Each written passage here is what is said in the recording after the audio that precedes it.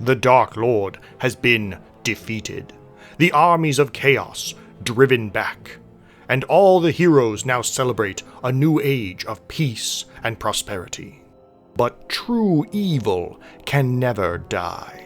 In the dark pits of the earth, it waits, building, planning, mustering its forces. When the time is right, it will strike back and finally conquer the world.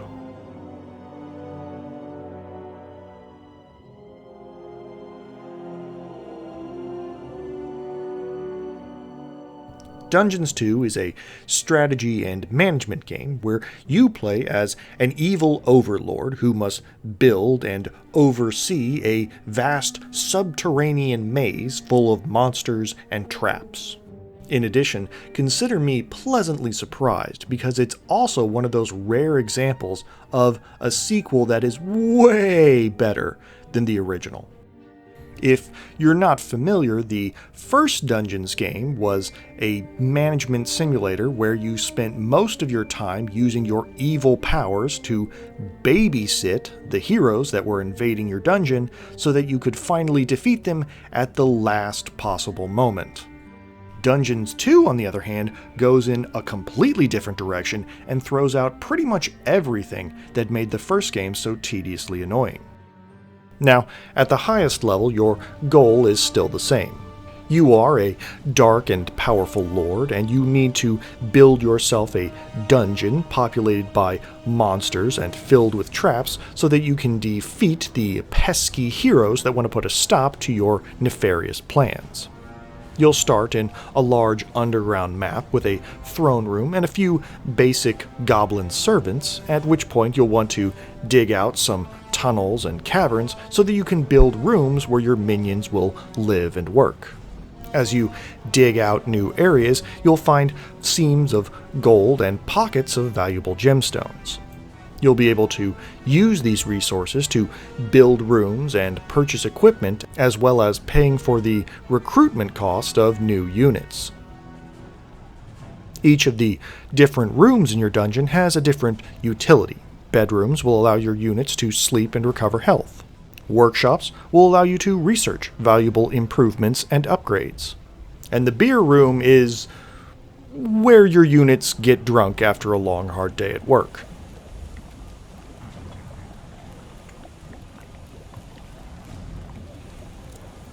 Now, eventually a group of heroes will infiltrate your subterranean lair with the goal of trying to stop you. And it's at this point that Dungeons 2 really starts to differentiate itself from its predecessor.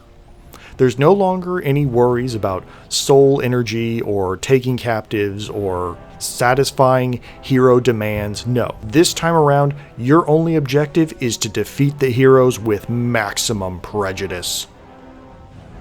You can use traps, you can use magical spells, you can even just pick up all of your orcs and literally drop them on the heads of your enemies. There's no more rules, no more restrictions, just good old-fashioned dungeon mayhem.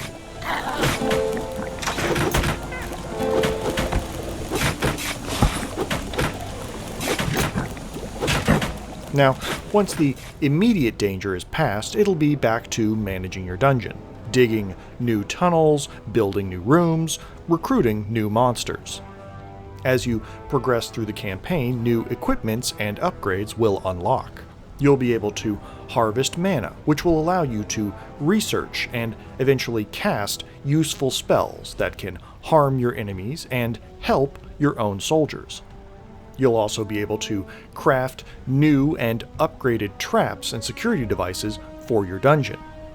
And you'll eventually be able to expand your unit roster, letting your monsters gain experience through combat and ultimately training them into different versions, which unlocks new powerful spells and abilities.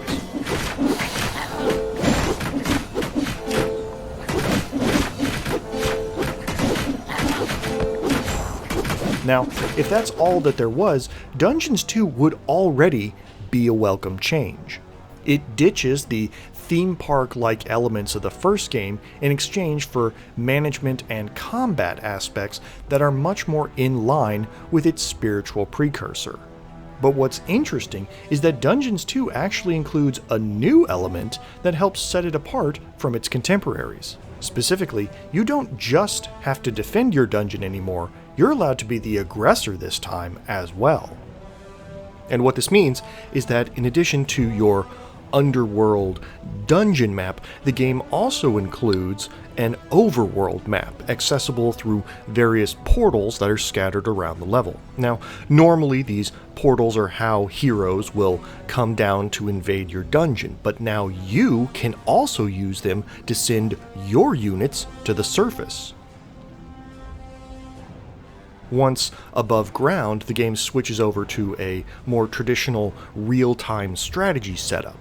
You can move your units around the map, tell them to attack or defend, and activate their special abilities at will.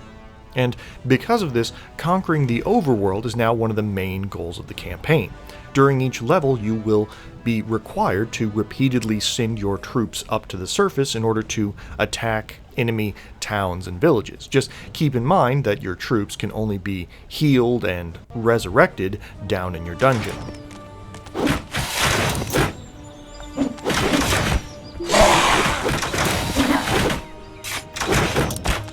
Now, what's the good and bad of Dungeons 2? Well, for starters, the pacing is so much better.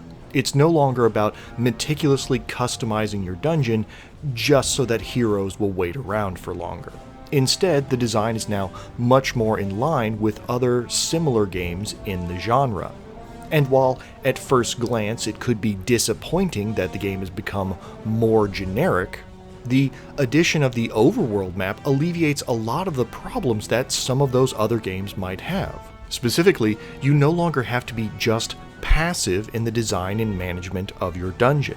It adds some legitimate strategy and creates a natural rhythm in the game of sending your monsters up to attack and then calling them back down to defend. In addition, the presentation is very good. I really like the look of the game.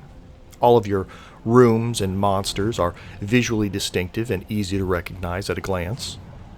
The interface is simple and easy to manage. And I quite enjoyed the voiceover by the narrator. He adds a lot of delightful character to the game. In addition, there's a fantastic secondary effect where as you conquer the overworld, there's a visual change where it slowly gets corrupted and evilified.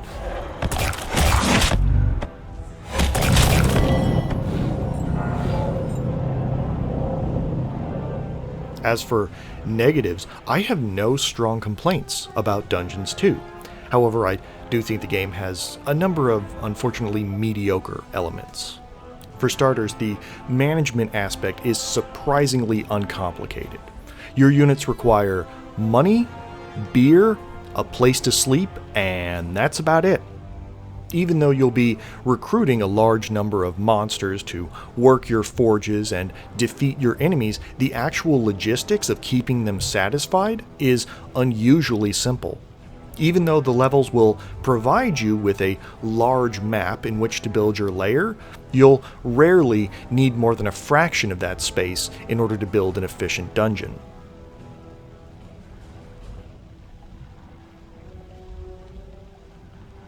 And not just management, the strategy aspect of the game is also very loose. When you're attacking the overworld, you actually have a fair amount of tactical control.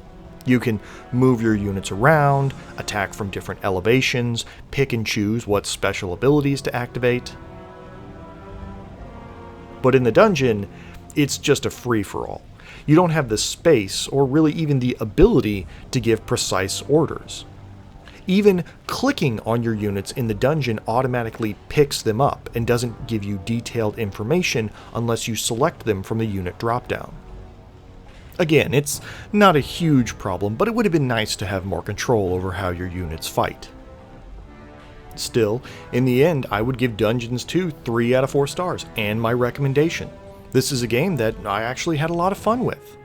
Sure, the management elements might be somewhat generic, but the addition of the Overworld map adds a strategic focus to the game that other similar games in the genre lack.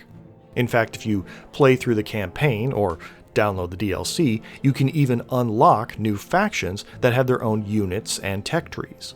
I would definitely recommend the game to anybody that's interested in Dungeon Keeper style management games, or in an experience that straddles the line between strategy and simulation games. Alright, well, thanks for listening. Till next time, you take care.